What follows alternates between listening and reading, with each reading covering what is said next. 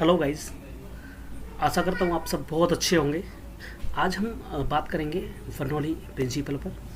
Bernoulli principal की कुछ application देखेंगे जो हमारे लिए बहुत ही इंपॉर्टेंट है, बहुत ही इंटरेस्टिंग है।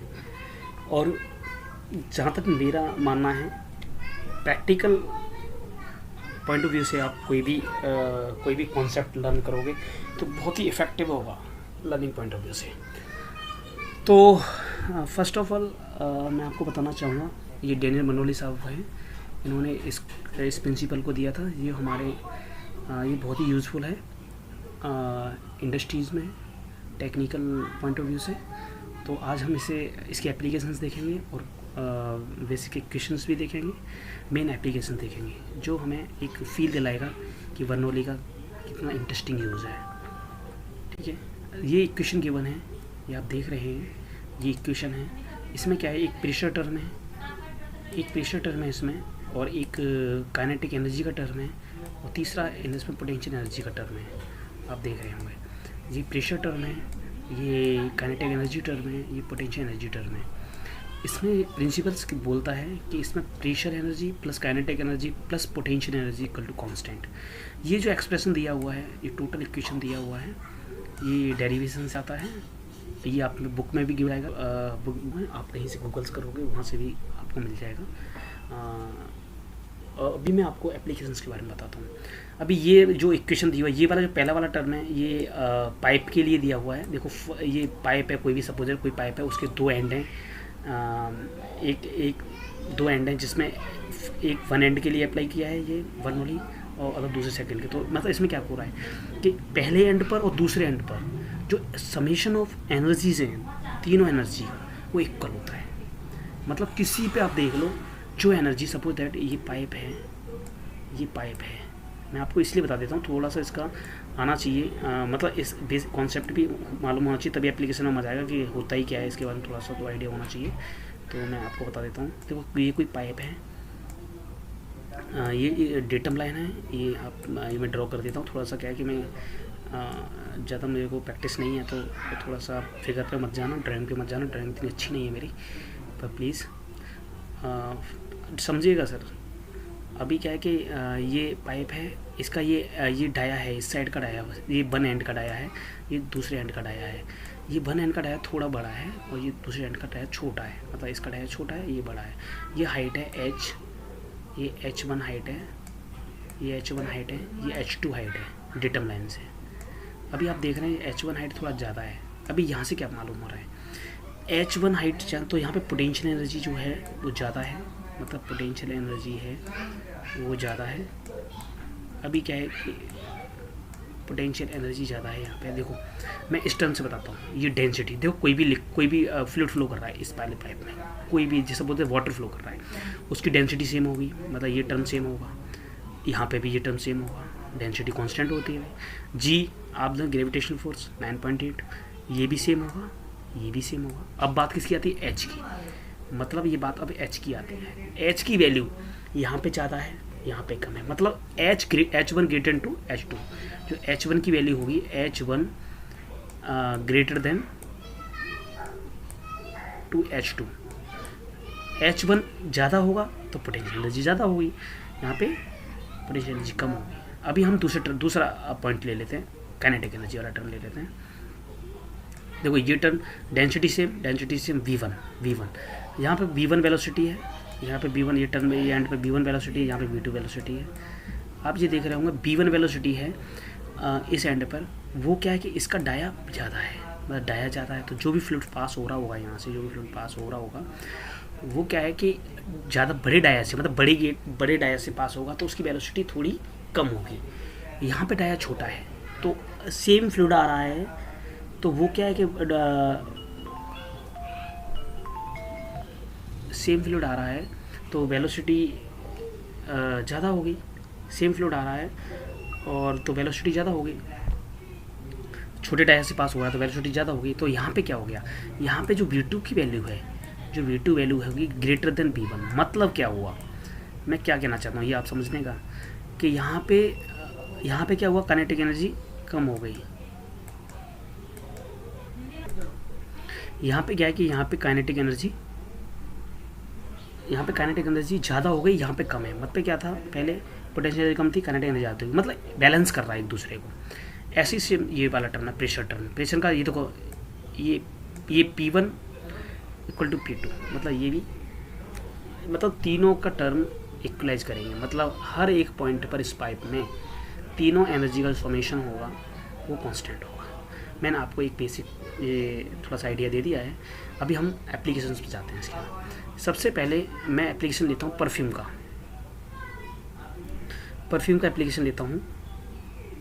परफ्यूम में क्या है कि आप देखा होगा, परफ्यूम में ले लेता हूँ,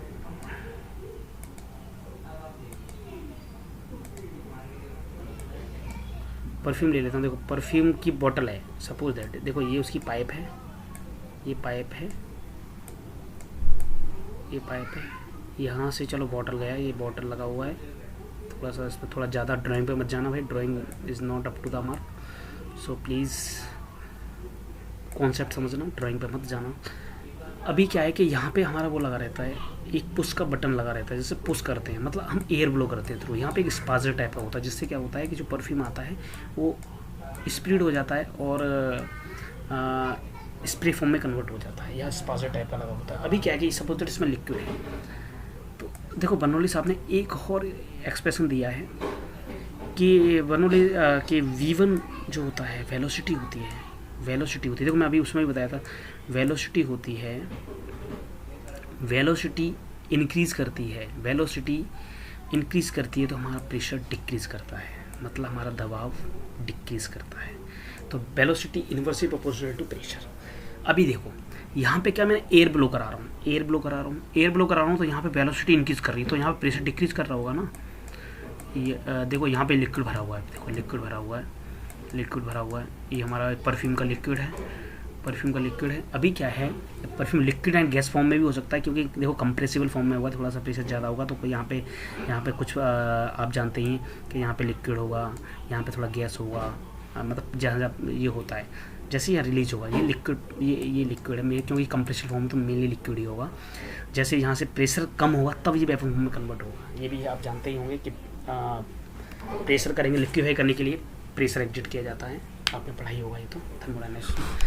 अभी देखो यहाँ से क्या है कि मैं ये बटन पुश करके एयर ब्लो कर रहा हूँ, तो यहाँ पे वेलोसिटी यहाँ प्रेशर वेलोसिटी इंक्रीज हो रही है, तो प्रेशर डिक्रीज होगा। तो आप जानते हैं कि कभी भी कोई भी मास वन साइड से दूसरी साइड कब जाकर प्रेशर का डिफरेंस होगा, मतलब यहाँ पे ज़्यादा प्रेशर होगा, यहाँ पर कम प्रेशर होगा, तो प्रेशर ज़्यादा है तो वो यहाँ प्रेशर कम है, तो यहाँ से यहाँ फ्लो करेगा। इसलिए देखो ये कॉन्सेप्ट भी अपना बर्नौली साहब ने दिया था, मतलब ये भी बर्नौली प्रिंसिपल पे डिपेंड करता है। तो परफ्यूम का हो गया। अभी दूसरा मैं आपको एक और एप्लीकेशन ले लेता हूँ इसके लिए। तो दूसरा एप्लीकेशन है प्लेन का एप्लीकेशन ले लेते हैं। ये बहुत ही इंटरेस्टिंग एप्लीकेशन है कि हमारा जो प्लेन लिफ्ट करता है, हमारा प्लेन जब लिफ्ट करता है उसमें भी ना बर्नौली का पूरा कॉन्सेप्ट है, वो भी बर्नौली के प्रिंसिपल पर वर्क करता है। कैसे करता है वो मैं आपको बताता हूँ कि देखो ये जो ब्लेड्स होते हैं इसके ना, जो ब्लेड्स होते हैं, विंग्स बोलते हैं इनको, जो ब्लेड्स होते हैं वो इनकी डिजाइनिंग इस टाइप की कुछ होती है। मतलब ये ना आपको पिक्चर क्लियरिटी नहीं आ रही है इसमें, बट मैं आपको समझा देता हूँ। देखो आप ये देख रहे हैं, ये वाला जो डिस्टेंस है वो ज़्यादा है कंपेयर देन नीचे वाली डिस्टेंस के। सपोज दैट ये 2 मीटर का है, ये 3 मीटर का है। अभी मैं क्या बोलता हूँ, यहाँ से सपोज दैट एयर आ रहा है, यहाँ से एयर क्या होता है कि यहाँ से जो एयर आया ना वो 2 पार्टों में डिवाइड हो गया। देखो मैं यहाँ पे एक फिगर बना देता हूँ, ये इस टाइप का विंग्स होते हैं कुछ। यहाँ से जो एयर आया, देखो ये एयर आया, ये एयर आ रहा है, ये एयर आया, ये जो डिस्टेंस है इनका, जो यहाँ पे जो रीचिंग टाइम होता है ना, यहाँ पे पहुँचने वाला टाइम वो सेम ही होता है। अभी यहाँ सरफेस एरिया बढ़ा दिया है इन्होंने। अभी का ये एयर जो आएगा तो यहाँ पे क्या है, यहाँ पे वेलोसिटी ज़्यादा होगी, क्योंकि टाइम दोनों का सेम है। यहाँ पे डिस्टेंस ज़्यादा, यहाँ पे डिस्टेंस, मतलब ये वाली डिस्टेंस है वो ज़्यादा है और ये वाली डिस्टेंस कम है। और यहाँ पे तो ऐसा ना क्या हो, ये एक ही टाइम में यहाँ पे ये एयर पहुँच रहा है, ये एयर दोनों मिला के यहाँ पे पहुँच रहा है, यहाँ से भी जो एयर आ रहा है वो भी एक ही टाइम में पहुँच रहा है। तो क्या है, ऊपर का डिस्टेंस, ये वाला डिस्टेंस, ये वेलोसिटी ज़्यादा होगा और ये वेलोसिटी कम होगा, मतलब ये वेलोसिटी ज़्यादा होगा, मतलब ये वेलोसिटी ज़्यादा होगा तो ये प्रेशर कम होगा। मैंने आपको ऑलरेडी बता दिया है पहले ही कि velocity is inversely proportional to pressure. अभी यहाँ पे क्या है, यहाँ पे वेलोसिटी कम हुआ तो यहाँ पे प्रेशर ज़्यादा एक्सर्ट होगा। यहाँ पे क्या होगा, पी जो पी की वैल्यू होगी वो ज़्यादा होगी। तो पी की वैल्यू ज़्यादा होगी तो वो उसको क्या करेगी, पुश करेगी, लिफ्ट करेगी, मतलब यहाँ से प्रेशर अप्लाई करेगी। और यहाँ प्रेशर ऊपर कम हो गया तो ये लिफ्ट में जो कॉन्सेप्ट होता है ये भी बर्नौली प्रिंसिपल का होता है। आपने समझा होगा, आई होप आपको समझ में भी आया होगा। और यदि आपको प्रॉब्लम है तो आप मतलब कुछ भी क्वेरी है तो please comment and I will individually I will dictate you in easiest way में, easiest way. So please take positively. Next मैं एप्लीकेशन ले लेता हूँ आपके सामने, एक और एप्लीकेशन ले लेता हूँ। ये है ट्रेन का। सपोज देखो ट्रेन का मैं एप्लीकेशन ले लेता हूँ। ट्रेन में क्या होता है, कभी क्या होता है कि ट्रेन होता है तो ट्रेन में आपने देखा होगा कि प्लेटफॉर्म होता है, प्लेटफॉर्म होता है। प्लेटफॉर्म पे क्या होता है कि घर वाले जब हमारे गार्डियंस क्या बोलते हैं कि स्टेशन पे भाई प्लेटफॉर्म से दूर रहना, ट्रेन का बहुत खतरा है, ट्रेन खींच ले जाती है। ट्रेन तो खींचती नहीं है, ट्रेन खींचती क्यों, उसका रीज़न है वो बर्नौली, ये बर्नौली का रीज़न है। बर्नौली प्रिंसिपल में साफ गिवन है कि ट्रेन कैसे खींचती है, क्यों खींचती है, ये रीज़न है। मैं आपको बताता हूँ। देखो सपोज दैट कोई दो पर्सन खड़े हुए हैं, यहाँ पे कपल खड़े हुए हैं स्टाइल में अपने में। यहाँ से ट्रेन आ रही है, अभी क्या है, जो ट्रेन यहाँ से आएगी, यहाँ पे क्या है कि initially before coming the train on that point, मतलब parallel to these two person, क्या है कि ये मस्ती से खड़े हुए हैं, दोनों का ये आराम से खड़े हुए हैं, क्योंकि इनका जो बैक प्रेशर है बाय द एयर जो अप्लाई होता है बाय द एयर और front pressure by the air equalise कर रहा है, तो इनको कोई प्रॉब्लम नहीं हो रही है, ईजिली खड़े हुए हैं। जब ट्रेन इनकी एग्जैक्ट पैरेलल मतलब सामने आती है तो उसमें क्या होता है, वो एक वेलोसिटी क्रिएट करती है, मतलब वहाँ पे एयर की वेलोसिटी बढ़ जाती है। आपको मैंने बताया था जब वेलोसिटी यहाँ बढ़ जा रही है तो यहाँ पे प्रेशर कम हो जाएगा। जब वेलोसिटी यहाँ पे बढ़ती है तो यहाँ पे प्रेशर की वैल्यू क्या होती है, कम हो जाती है। प्रेशर की वैल्यू कम होती है तो क्या होता है कि जो बैक प्रेशर जो लग रहा था पहले ट्रेन आने से पहले जो इक्वलाइज कर रहा था प्रेशर, मतलब एक ईजिली खड़े हुए थे, अभी क्या है जो बैक प्रेशर है जो वो ज़्यादा हो जाता है। बैक प्रेशर ज़्यादा होता तो वो हमको क्या करता है, पुश कर देता है, इसलिए ट्रेन खींच ले जाती है। इसलिए ये भी बर्नौली साहब ने दिया था। इसलिए बोलते हैं कि सबके पीछे कोई ना कोई राज होता है।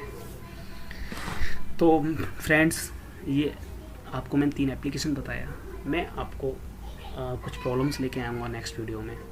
मैं बर्नौली को क्लियर करा दूँगा कम्प्लीटली। अभी क्या है कि मैंने आपको प्रैक्टिकली इसलिए बताया है कि प्रैक्टिकल से एक फील्स आता है। आपने देखा होगा कि प्लेन्स में किस तरीके से काम कर रहा था, परफ्यूम में किस तरीके से काम कर रहा था और ट्रेन में किस तरीके से काम कर रहा है।